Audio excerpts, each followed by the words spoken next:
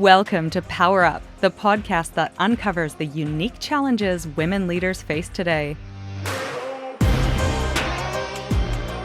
Join your hosts, Nat and Kristen, as we dive into the tough topics and provide actionable insights you can apply right now. Don't forget to hit subscribe so you don't miss any episodes.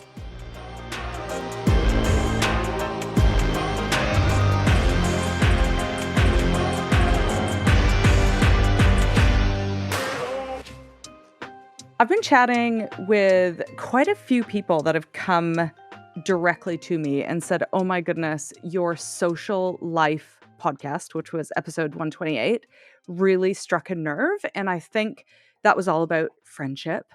And we said a lot of things about different friends, but it was just giving women permission that you don't always have to be in touch with friends all the time. Like we can come in and out of people's lives. And honestly, they were like, "Oh my goodness, so much stress removed. Thank you, thank you." So I thought we'd do another. Great. Let's do it. Yeah, yeah, yeah. Thoughts on friendship? What I liked for this was like a saying, which I don't know who did it, but I kind of thought, oh, well, what if we were to think about for this chat? Friends are there for a reason, a season, or a lifetime, oversimplifying, but it's kind of an interesting way to think about friends and that it's okay to have some that come and go equally, as well as those lifetime ones. And I think you could probably broaden this to all relationships because I think it depends on which relationships you have around you and how you structure your life at any one time. Like I think there are a lot of people we know who have one primary romantic relationship and that takes up the vast majority of their social time. And then there's other people who are single and have like a close-knit point group of friends. And so I feel like depending on your situation and depending on what brings you joy in life, you're going to have quite a different setup. And I think that's really normal as well. Yeah, yeah. And I mean, obviously all the research points to we know that relationships are really hard. They're like probably people are probably the hardest part of any um setting, workplace setting, or if you're a people leader or if you're in a relationship that always takes so much energy and time and investment. But I know that research shows that just to get to like that lifetime stage, it takes hundreds and hundreds and hundreds and hundreds of hours. Like you first of all have to have that, what do we call it? I said it on our welcome call today. It was like, what's the word? It's with a C, where you like click with someone. There's like a word. Chemistry. So, like, chemistry is the first bit, and then you've gotta put huge amount of hours of time in, which is why I think our social circles shrink as we get older, and there's a lot like, it just feels as though there's fewer opportunities to make that investment. So it feels like almost the reason and season friends go up and maybe lifetime friends shrink. Yeah, and it probably does depend on your situation again. Because if I reflect on my life now, I actually think I probably have a wider social circle now than I've ever had, and I think that's probably because I had a lot of really close friends from high school. I spent a lot of time with them. And then now with the work we do, I've got a lot more, not necessarily acquaintances, but they're not very close friends that I'm meeting a lot through work. And so I find that I've actually probably got many more people. Yeah, but then I suppose I don't have children, like, so I suppose it really does depend on where your energy is being spent. But I don't think it has to be a foregone conclusion that you tighten them over time because I think especially as people end up like I know with my parents, for example, in their 70s, retired, and I feel like they've got a wider social circle now than they've ever had, and because they don't have to worry about work people anymore, they're just all in on friendships. I wonder if, like, the whole reason and season thing goes up for them as well, though. Like, for the reason it serves a purpose, gets you through, for example, gets you through a breakup, new job, workout buddy. And I just wonder as parents are starting new, well, and us, like new hobbies or like, I don't know, starting a new job or going into a new situation or joining a new club, like whatever it is, you're going to find those reason friends there. And then I think the season friends, like your parents are in retirement and there'll be a whole bunch of social friends in that season that they may not have engaged with through different parts of their lives. Yeah, no, for sure. Mm. Um, Well, let's talk about the wrong season. Like just some no, let's talk about some dynamics, about friendship dynamics and how just because what people felt really helpful was that we gave them permission to get out of friendships, but no one really tells us how and maybe how to identify those friendships that no longer serve us. So I've got a few examples here, but like let's just chat through a few examples of like oh god, you're here and now what? Where to? And I know for me, I found myself in like wrong season friendship. Like it's the classic, we should catch up and we should go for a drink or haven't seen you in ages. And we might have at one point, but it's not important for me anymore to do that. And that's always a weird pickle to be in. Like almost like it's the wrong season now. That was then and this is now. Yeah, I'm trying to think of so how do you get out of those ones? Because 'Cause I'm trying to think. Because I feel like I probably don't fit these categories, but I think when I've exited friendships, it's been a fade, and it's often not necessarily been a season ending. It's just that I've realized that we're not that compatible as friends. We have very different values or, um yeah, so I feel like I'm trying to think of time when I had sort of seasonal friends. But yeah, so maybe share how you've because I agree with you. Exiting a friendship, people often say it's like worse than a breakup, but a romantic breakup, but also it is very nuanced. It's quite hard to do. In saying that, there is a benefit in that in a romantic breakup, you actually have to call it, you have to have a conversation. Whereas with friends, you don't necessarily have to. You can kind of drift, but I there's nuance in that. I think I've just faded. That's it. Like all of my reason or season friends, I've just faded from. It's been the fade. And so I find it strange, not strange, it's awkward when they want that season to extend. So like that's for me. If for reason I think of work, like I think I've have these super tight relationships with people throughout my whole life in a workplace or on a sports team. I remember really tight friends with rowing or and just like these intense environments where you have this intense relationship with someone, which in another world or situation you wouldn't. And so when you're out of that, I ruthlessly kind of move on. And I do the same with seasons. Like I'm not friends with any no, that's not true. I was going to say uni. I'm still really tight with one friend from uni, but the rest of them I'm not because it was a season and that was then and I just don't so for me it's the fade thing. I think the trick gets what gets tricky is when it doesn't go 2 ways, maybe. Maybe that's what it is. Or they're still thinking they need to. Because I think if I'm hearing what you're saying correctly, I think maybe the problem is all of us feel like we have to not all of us, but a lot of us feel like we have to stay in touch with friends regardless. So every chance they're just like, "Oh no, I feel bad. I'm a bad friend for not reaching out," when they've probably subconsciously clocked the same thing of like, the reason I'm not is because it's probably time to let it go, but we kind of create these really awkward dynamics around we feel like we should stay in touch. Well, and especially when they're asking to stay in touch. Or like, I know that a couple of close friends of mine in uni, one of them was getting married. Like we were so tight, we even lived together. And then when I left, left. I left the town. I moved to a whole new city. So in essence, I was like starting a whole new life. And I just moved on. Like I got new reason and season friends. And I remember being invited to one of their weddings and they remained best friends until today, and it was like I was the one I don't even think I went to the wedding, like, it was that awkward and that I had genuinely moved on, and I think one of them took that really hard, that I was, like, really ruthless and I just left them behind when it was like, I just moved into a new chapter of my life, so I've always wondered about that. I felt awkward about it and maybe a bit guilty, but then I'm like, "Why should I?" Yeah, I don't think that's yeah, I think that's a really great example though of the mismatched expectations or and maybe it's that different categorization of friends because maybe you saw that as a friendship for a reason or a season and they saw it as a friendship for a lifetime or like what I'm finding with a lot of my oldest friends, the friendship continues even though our lives have diverged a lot because we know each other and so even if our lives are so different and we don't catch up, we still have this very strong connection. So they may see that in a way that you have moved on to a new life and don't feel that the same way. Mhm. Yeah, I think so. I think so. I can't think of, I can't think of, like, a real lifetime friend other than the one that's come with me through uni that I'm, like, still in intense contact with, though. Like, it's so interesting, and I don't know what I've replaced it with a lot of reason and season friends.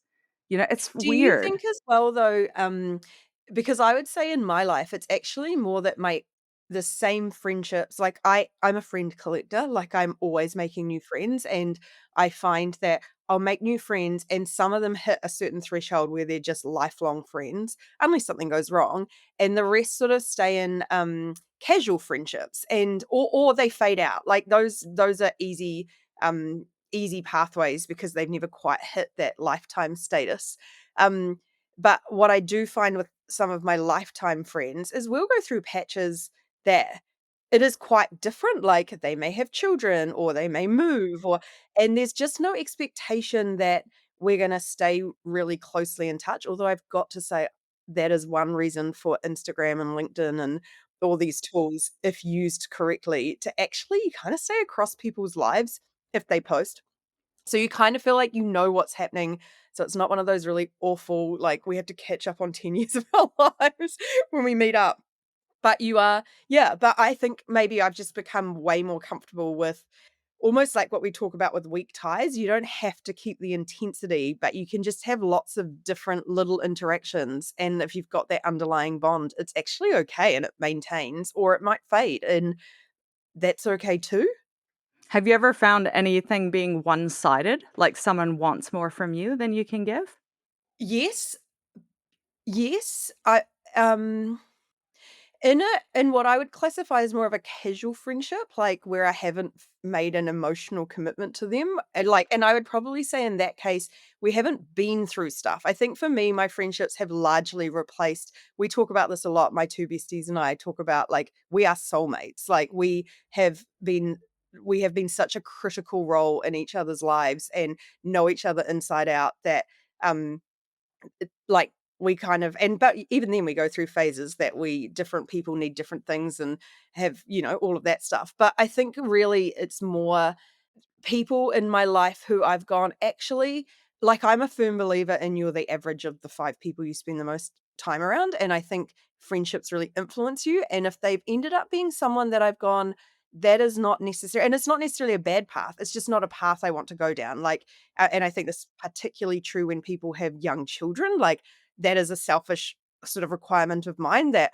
I chose not to have children, so I don't really want to spend a lot of my time around young children, um, and so that impacts friendships in a way that they probably need friends around a lot more, but I justify that with that's their time to find those seasonal friends and get people who really connect on young children because I don't really relate or like I obviously fall madly in love with them and all of that stuff, but only for a certain group. Like you can't do that super widely to bond with all of the children. So I think that's probably a thing. And then honestly, for me, it's if they've really let me down. Like if I've just found out that I'm like, wow, you are not a person who is additive to my life anymore and I don't and it's not I'm sort of more comfortable these days going, "I'm just gonna fade that one out," because I don't wanna have a big drama.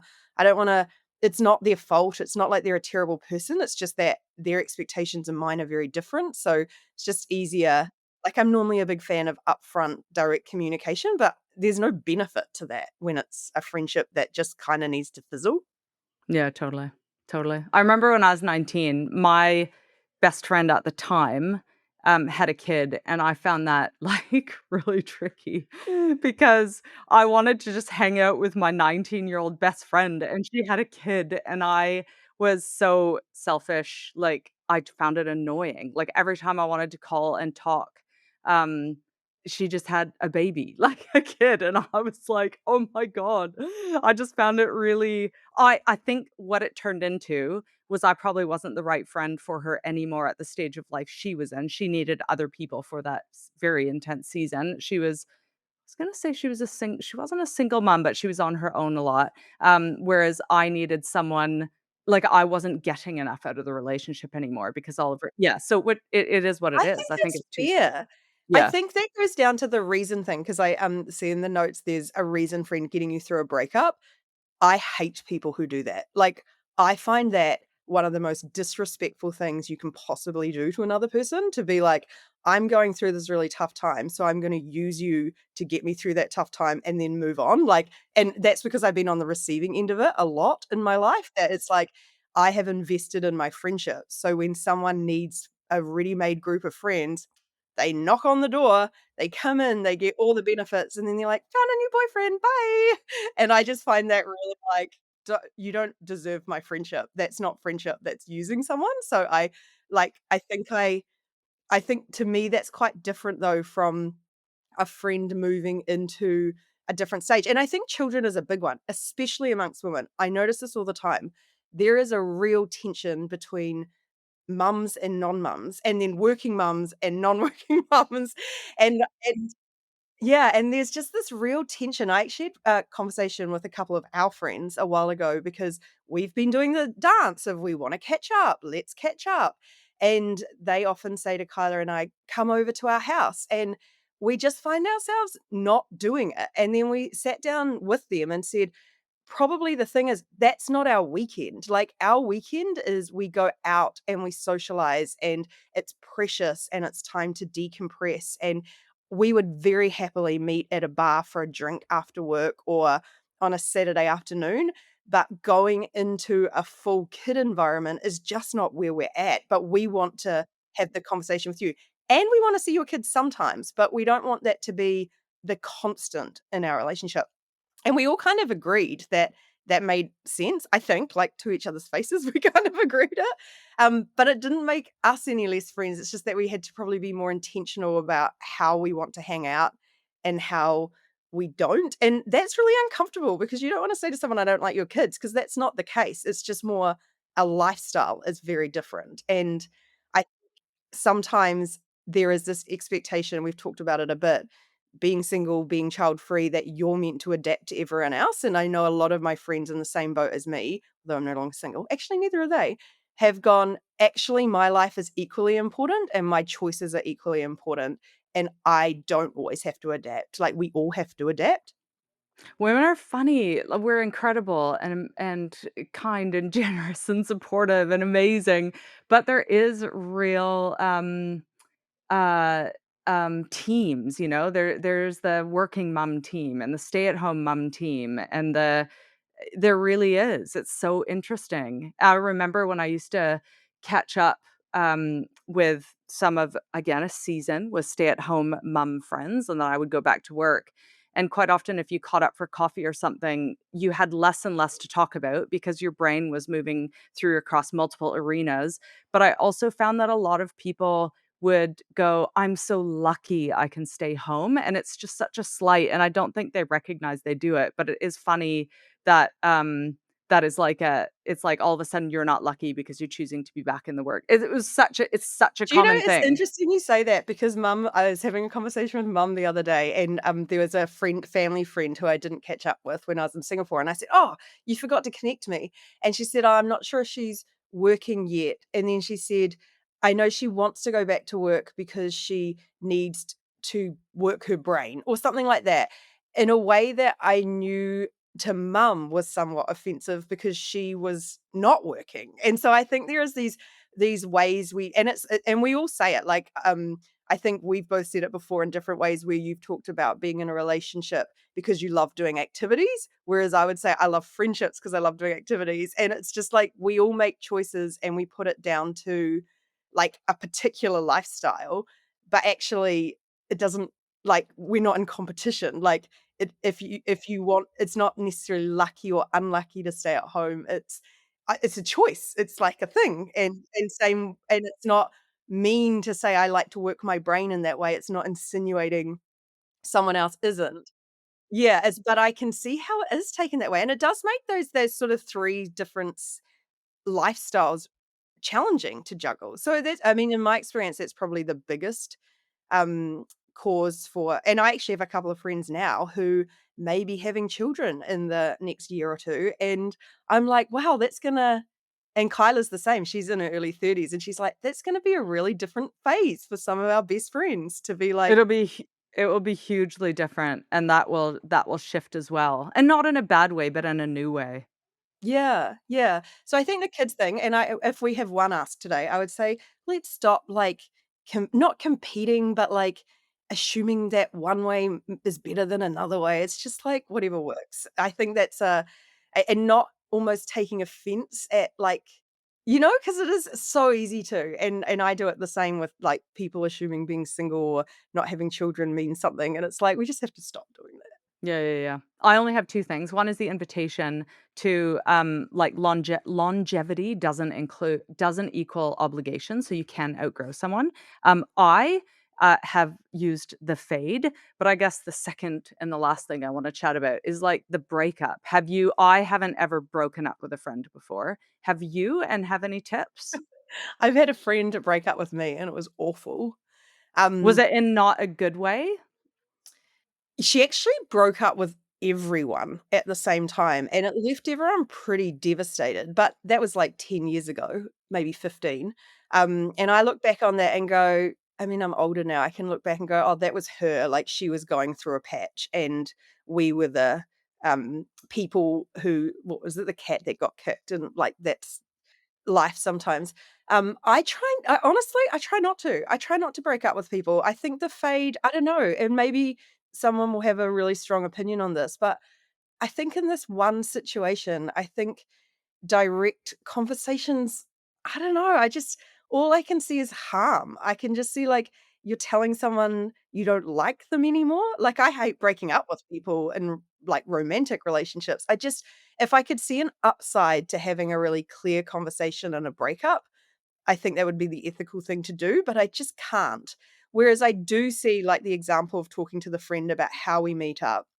I would prefer to fight for friendships in that way and, like, really suck it up and say, "This way of getting together doesn't work for me."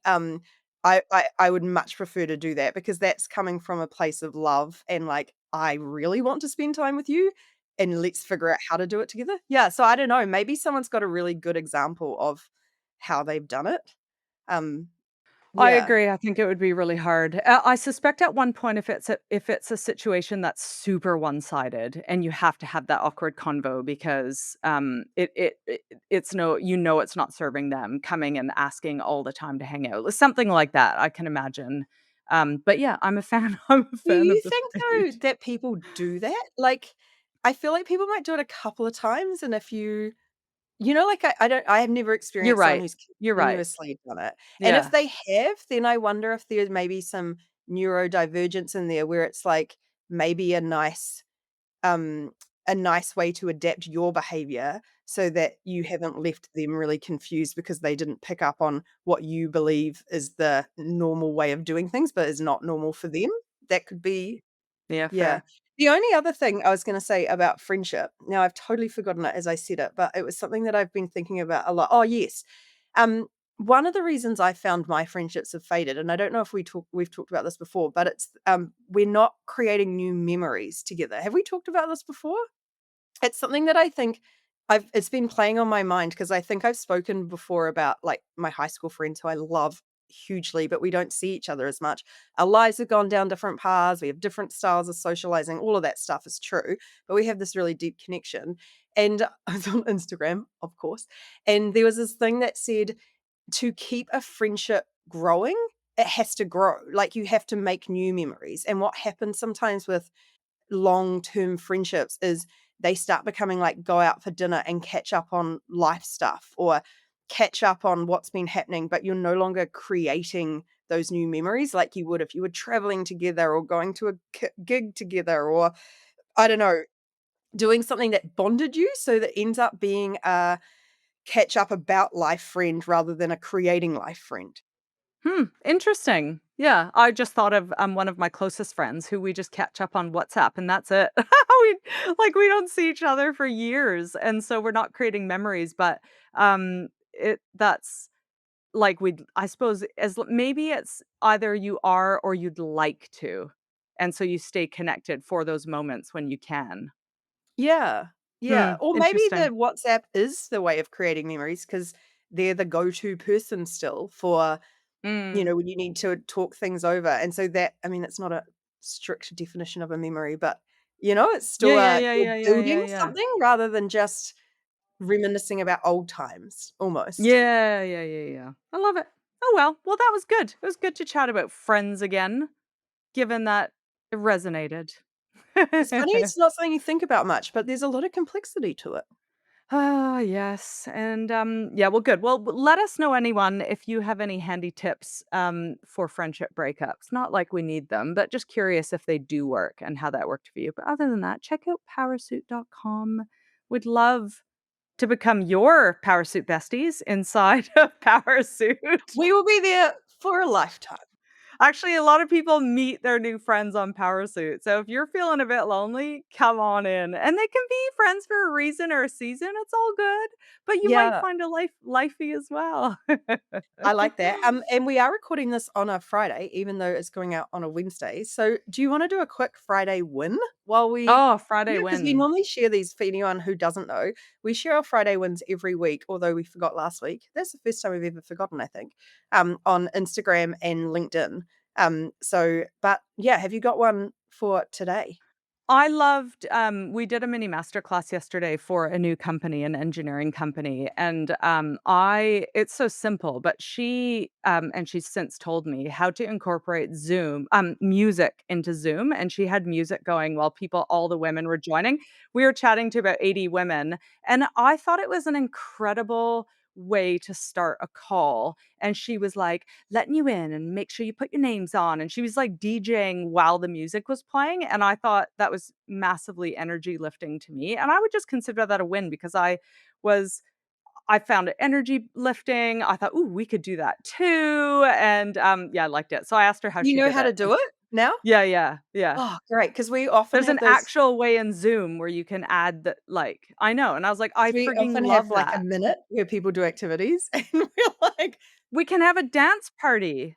We yeah, can literally have a dance party with every just and start dancing when you we can finish. play on it with every each time someone gets to pick you get to pick the music, then I get to pick the music. I friggin' love it. So that's a win. What's your win? I've got quite a few. And I feel like we'll choose a different one for our other platforms. But I've got to say, I mean, it's a win and a loss. It's a loss for the people who missed out, but we broke our attendance record for a live mini masterclass this week, and we broke our Zoom limit. So we don't know how many people turned up, but once we hit 100, people stopped being let in. And I know you got a couple of emails from people who were very graceful and just said, "Oh, it was full," and didn't stop to think, "Why would it be full? It's on us." But we've been sitting in the 90s for a while, and it was really cool to hit the 100 mark, even though it's gonna cost us more. But it's really cool because that's kind of represents almost a fifth of our total audience, and when you think we have live events every week, that that many people in a week turned up to invest in themselves and half an hour go away and have something they do differently. I just always like to imagine the ripple effects of what that leads to in an organization because that's what we're all about, is having a lot of people making small changes that drive systemic change. So, yeah, I thought that was a real win, even though it's like we hate our members missing out, and that won't happen again. We will In upgrade. the moment, it was stressful, but like how can you not celebrate that? So yes, love Yeah, that. it was a win lose. It was a win-lose. Okay, everyone, let us know how you're going. We'd love to hear from you. And we'll catch you all next time. Bye.